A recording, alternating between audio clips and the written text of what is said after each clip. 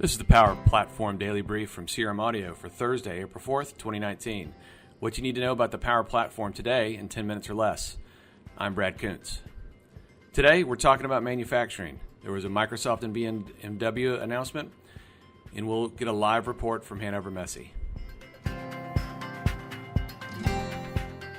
Microsoft announced this week the Open Manufacturing Platform. This is an announcement they made along with the BMW Group. Microsoft says that companies are partners in a new initiative to drive open industrial IoT development and help grow a community to build future Industry 4.0 solutions.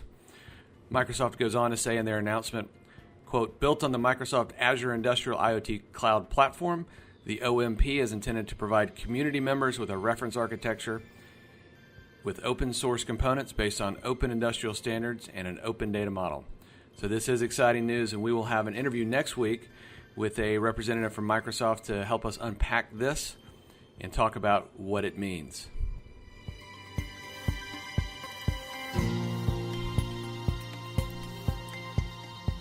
Well, this week is Hannover Messe. Hannover Messe is one of the largest trade fairs in the world with over 6,500 exhibitors, 250,000 people, and 1,400 live events going on over in Germany this week. We have a live report today from Hitachi Solutions head of R&D, David Bishop.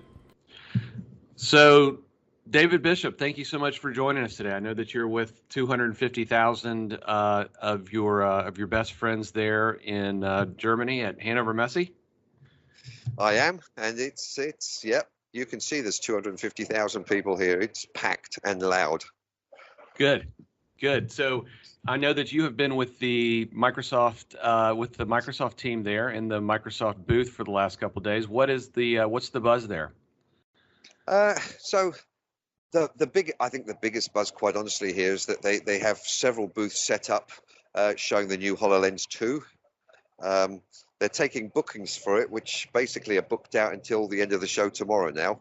It's just about impossible to get in there. Fortunately, because we were setting up on Saturday, I managed to get my hands on one and actually get use of it. And my God, what a phenomenal piece of equipment that is. It's night and day compared to the new HoloLens, or to the old HoloLens, I should say. It looked like balanced. It looked like it was lighter for one thing.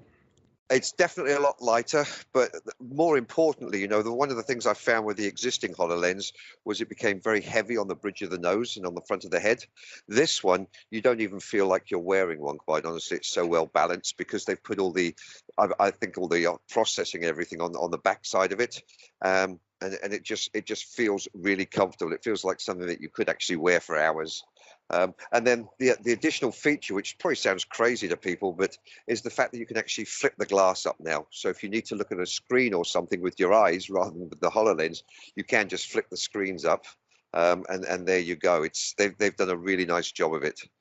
Plus, the field of vision of it has increased twofold. They've doubled basically the field of vision with it.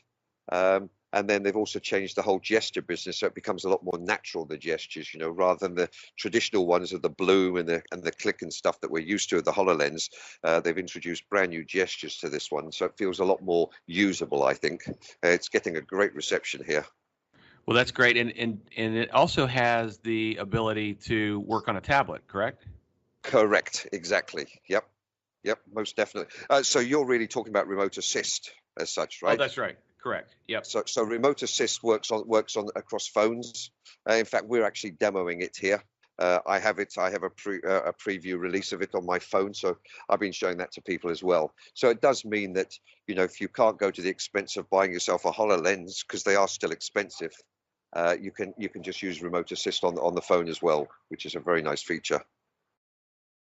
Well, that's fantastic. And I know that industrial IoT is probably the centerpiece of really what's going on there.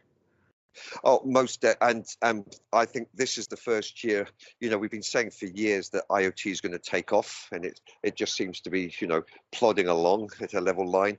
I think now I'm starting to see a lot more, and the traction that we're seeing through the booths and in general around IoT, people are starting to think about it very, very seriously now. I mean, I've been talking to companies like Lego and Tetra Pak and those sort of people who are very serious about going somewhere with it now. But I would also comment, just going back to the HoloLens for a second.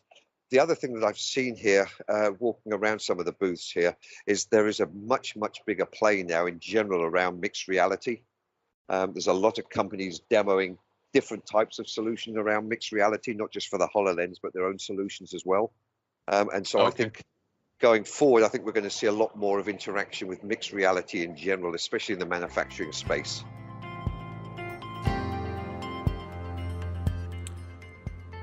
That is it for today, April 4th, 2019. Thanks for joining us this morning. If you have a chance today, go over to crm.audio and check out the latest XRM Toolcast with Andy Popkin. He's got a great session on the bulk delete tool. Until next time, power on.